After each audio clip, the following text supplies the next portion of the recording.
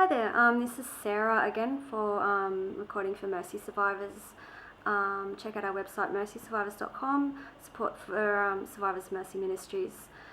So today I'm making my second ever video, and today I wanted to talk about I guess a piece that one of the women in our network wrote called The Dehumanization of Mercy Ministries residents. In that piece she published a quote from Eugene Cho, who was talking about, I guess, the portrayal of the poor by a lot of these kind of well-meaning World Health Organizations and NGOs and ministries that do this kind of work with the poor. And there was just so much of that resonated for me as a former resident and graduate of Mercy Ministries, and I really wanted to share it on video and I guess just share my thoughts and what comes to mind when I read this. So I'll read this quote. It's Eugene Cho. Is it possible that you and we can be doing the work of justice, and after a while it becomes this non-profit industrial complex? It becomes a project. When you cease to be committed to relationships, genuine human relationships, where you teach and listen, where you learn what is mutual and symbiotic, when you choose to be genuinely committed to relationships, people become projects. They become some sort of image that you put on your website and you actually dehumanize them. I want to encourage you to be careful that we don't reduce the work of justice merely to projects, people into projects. Sometimes I get alarmed, concerned at how we frame the stories of others.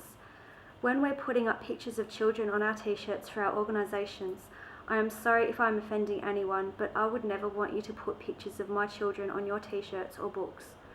If you dehumanize the poor, you see no value in their redemption. When you dehumanize the poor, you have no desire to build equal relationships with them. When you dehumanize the poor, you build stereotypes. When you dehumanize the poor, you make sweeping generalizations, even if you don't think you are. Oh my goodness, so where do I start? So I guess I see this on two levels. There's a way that, okay, so there are current residents in the program, or potential new residents out there that need Mercy's help, right? And they're the kind of caterpillars. And then you've got the butterfly, the graduate kind of, she's fluttered off and living this amazing kind of life now and all healed and stuff. So a graduate's kind of done both of those. And there's a way that Mercy Ministries portrays both of those.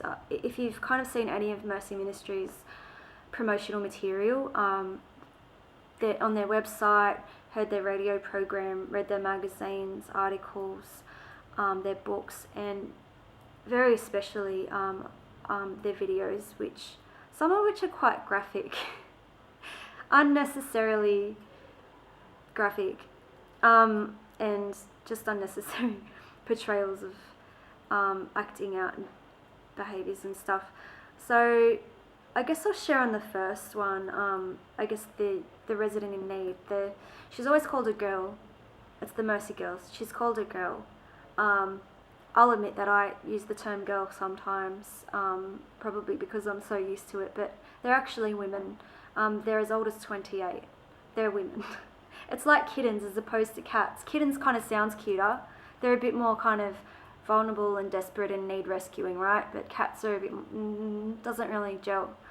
So, okay, so you've got these girls, these little girls who need your help, and you see this kind of picture with this song in the background. You see this picture, it's all dark and gloomy, and she's got like a fresh razor out, she's about to go, slash herself up, or she's purging in the toilet with her fingers like this, or she's about to go shoot up, or she's standing on a block with one of her legs against the brick wall ready to do her thing.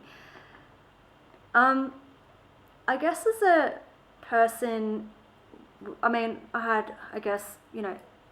just share a personal struggle with you that I had, and it was one of the issues I went to Mercy with. I struggled with self-harm, and struggled with it for since childhood, but big time since early teens. And to see someone on a video kind of portraying this girl, about to act out with a razor, I guess there's a few emotions I felt. One of it was unsafe, like I just didn't need to see that. Second, it was almost like portrayed for, oh, look at this poor thing, look what she's about to do, oh, quick, rescue her, help her, like wanting to invoke this kind of pity and this thing in people, in well-meaning people that really care about other people. They really care about people struggling, but try to invoke this kind of pity and this sympathy and try and get, oh, quick, look at this girl, look what she's about to do, but we can change her life, look, quick, give to us and we'll, so we can do this work.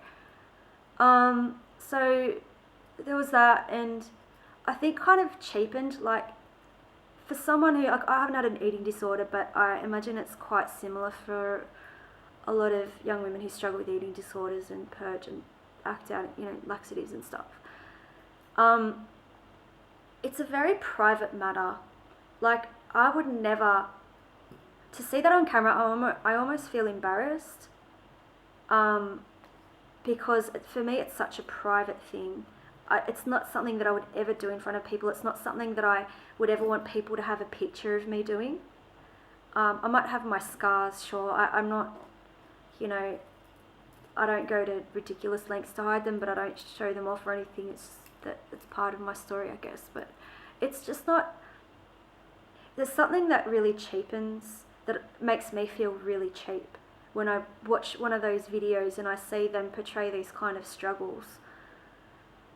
And it also kind of puts their clients in a box. It's like, this is how they are before Mercy, and this is how they're going to be after Mercy, and this is how these girls are now after Mercy. And kind of like really simplify something that has been a really complex struggle and an ongoing thing. But there's been a lot of, it's just not that simple. It's not like,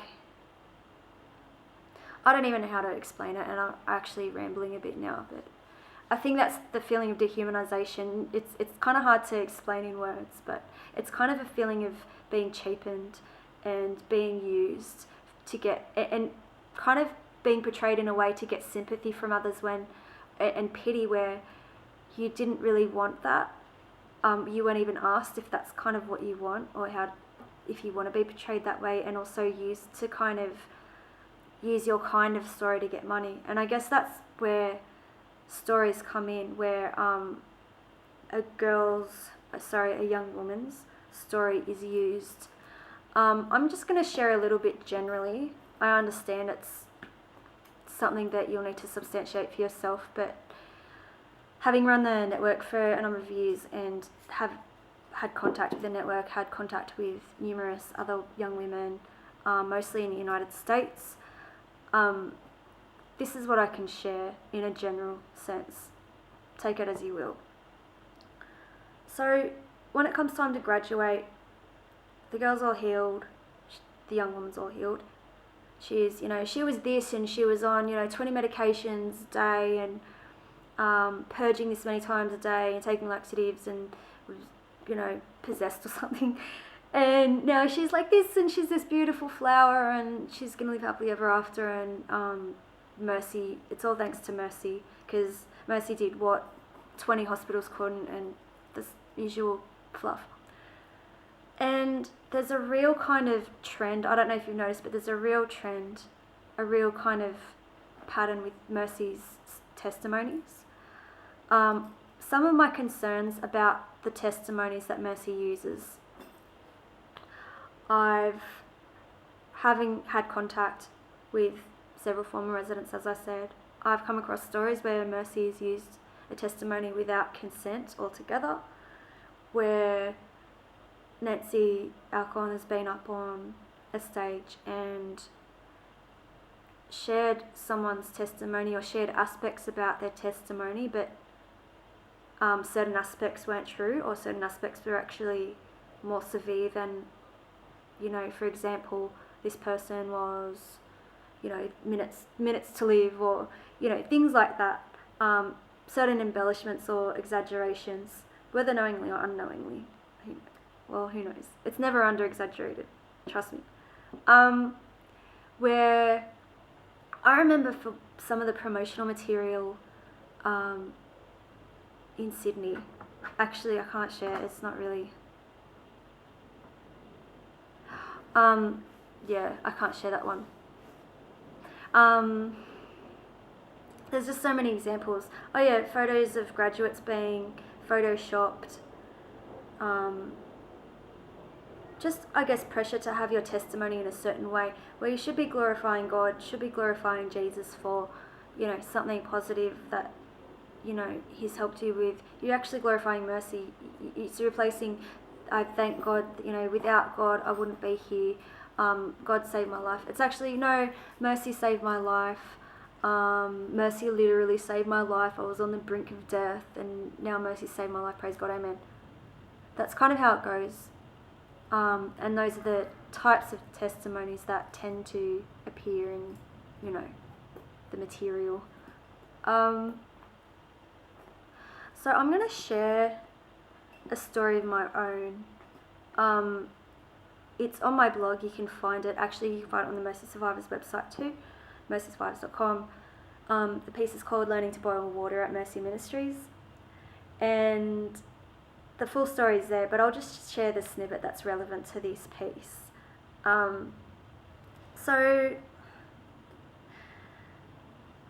one time, there was a women's conference, a Hillsong women's conference, and part of that conference, there were busloads of women coming to the Mercy Ministries home to promote the work of Mercy Ministries and to get sponsors and interest in the organisation. And so, you know, normally very private homestead, very, you know, keep everyone out. Suddenly, you know, where there's like a chance to be promoted, bringing in busloads of women who are just gawking at us and poking their heads into our bedrooms, and really strange day that was, on a number of levels. In relevance to this, they herded these, you know, 200 or so women into this room. It was like basically our dining hall where we had graduations, and the graduation stage was up, and it wasn't a graduation, it was just, they were just kind of talking about mercy and just giving a bit of a speech and encouraging people to sign up and donate. And a particular person got up who, she wasn't a Mercy Ministry staff member, she had some vague association with Mercy. She was, I don't want to say her name for her sake, I guess. She was a member of Hillsong Church, and she was heavily associated with the senior kind of people and elders. And I'd been there for 9 months at that stage, and we're in this crowded women, you know, room with like women kind of gawking at us, and we're at the back and just kind of hiding in the corner. And she got up and talked about how Mercy's great because, you know, they've got all these like qualified staff on, you know, on board. They've got dietitians and psychiatrists and psychologists and Christian counsellors and social workers, and, you know, the kind of usual things they used to say that they actually got done for by the ACCC for misrepresentation.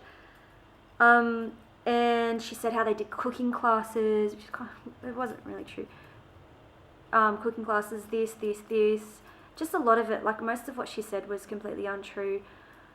And she said that she took classes all the time. She took one class in the whole 9 months that I'd been there to that date. And that one class, I think we each wrote a scripture on a bit of paper and decorated it and put up in our room or something. And she acted like she was there all the time, like she hung out with us all the time, knew us by name, and really like over the top, like just outright lies. And I just stood there thinking, is she like, what's going on? Like, she's just outright lying. It's outright lying. And then she said, she kind of gestured towards us in the corner and pointed us out, and everyone gawked, of course. And she said, some girls come into this program, some of these girls came into this program literally not knowing how to boil water. Literally not knowing how to boil water. I mean, who the heck doesn't know how to boil water, right? Who on this planet doesn't know how to boil water? It's completely untrue, completely fabricated, but I think that was just an extreme example of this kind of look at these poor kittens, these poor little girls that need rescuing, who are completely helpless, but with your help and your money and your pity, they can be these shiny little things that we can put some little human clothes on the kitten and put a bow in its hair and put it in a pageant. Yeah, so at that point, I guess at that moment, I really heavily related to that dehumanization thing where we're portrayed in a certain way. In this case, it was completely untrue. Coming from someone who was just spouting lies. She had little involvement with us, like the whole time I was there, one class. Misrepresenting their services and their staff, and I guess just not diverting really from what the propaganda said at the time. But then this thing about some girls literally come here not knowing how to boil water. So that was, if not the most, then one of the most humiliating moments of my life. Standing in that corner with 200 women gazing at us with this pity, with this kind of wistful kind of look, and hoping to transmit their pity to, oh, you poor things. Let me help you, let me give, I'll open up my purse right now and throw money at this woman to help you, you poor thing, girls who don't know how to boil water. So I felt really humiliated, I felt really cheapened, like my struggles and my pain in my life was cheap, because it was being portrayed without my permission in a way that wasn't accurate, and in a way designed to get pity and sympathy from people when that's not something that I wanted. And it was also just the feeling of being used and exploited for money, for the ministry to get money for itself. And I think just the extremity of this example, it was just complete lies. It wasn't true. Girls who don't know how to boil water, like really. So I guess that's like an example that I can share. But I've had contact with many former residents who I guess have had similar experiences where, their story's been portrayed in a way that they're really not comfortable with, or portrayed in a way that is designed to get them pity and get the ministry money. And it's kind of cheapens and exploits them when they've, in their life, I'm sure they've already been exploited and used enough, really. So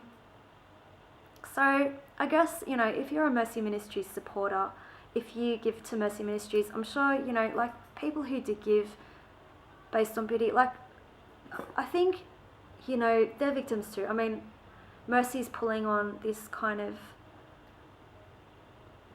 Mercy is kind of portraying it in this way to get money. And people who, their hearts move for us and they really look at us and go, wow, I really want to help them, and they give money for that reason, that's like a good thing. Like, they care. It just means that they care. But I think it's very manipulative. It's manipulating us as human beings with our own real stories, and it's also manipulating the people that they're trying to get money from and trying to promote their ministry to. So it's kind of a double insult.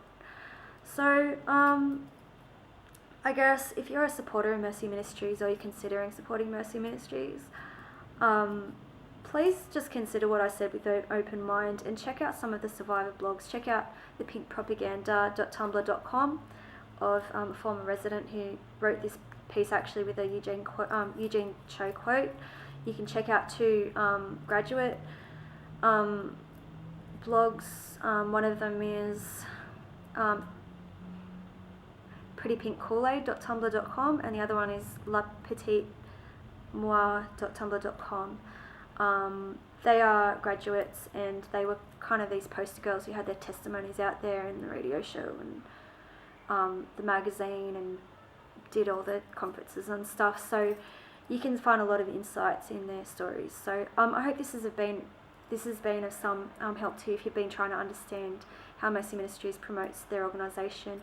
I will do a part 2 to this on the impact that this has on women completing the program. I think that's another really important subject, but I'll save it for my next video because this one is already 20 minutes. And be sure to check out our website, MercySurvivors.com. Okay, thanks for listening. See you later.